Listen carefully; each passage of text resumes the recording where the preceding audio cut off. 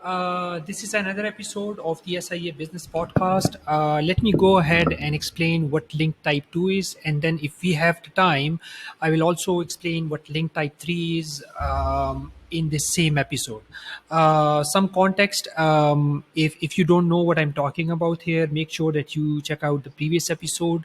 I will make sure that I include a link to it in the description of this video slash podcast. All right, so whether you're watching the video version of this episode, or whether you're watching the audio podcast version, you will be able to watch that episode first before you go through with this one. All right, so as I earlier said, we classify backlinks in three different buckets. One is link type 1, which I already explained in the first video. The second one is link type 2, which is the second bucket. Now, ideally, we want a contextual backlink. All right. So contextual is when the backlink is being granted from the body of the article. All right. So when it's right there within the actual body of the article, that's a contextual backlink. Okay. Now I will go ahead and hopefully show you one of the backlinks, which is a contextual backlink. Uh, okay, just give me 1 second. Uh, yeah, this is so you can see that this is an article, and within this, our website saidarfanajmal.com, which we often we often call it SI Enterprises. You can see that it's been linked here from within the body of the article, right? So it's not from the bio of the author, right? So that's why it's a contextual backlink in this case. Okay.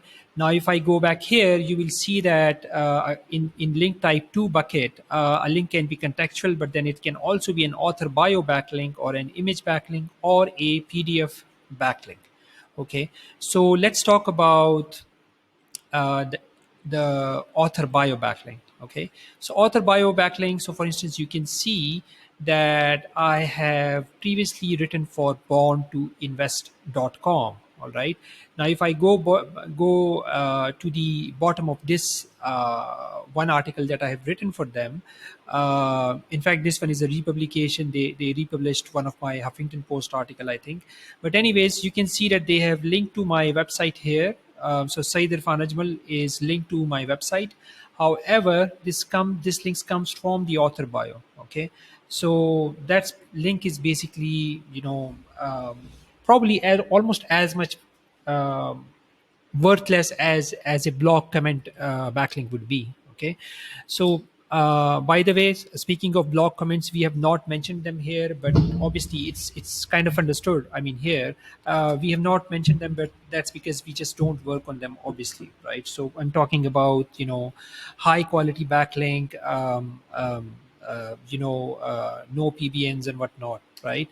So what's an image backlink? So simply speaking, if in this case they had not even linked to my name, but if my image was linked to the website, then that would have been an image backlink. Okay, or even if the image was somewhere within the body of the article, and they had linked to my image, or just any image, and that image link was going to my website, then that would have been an image backlink.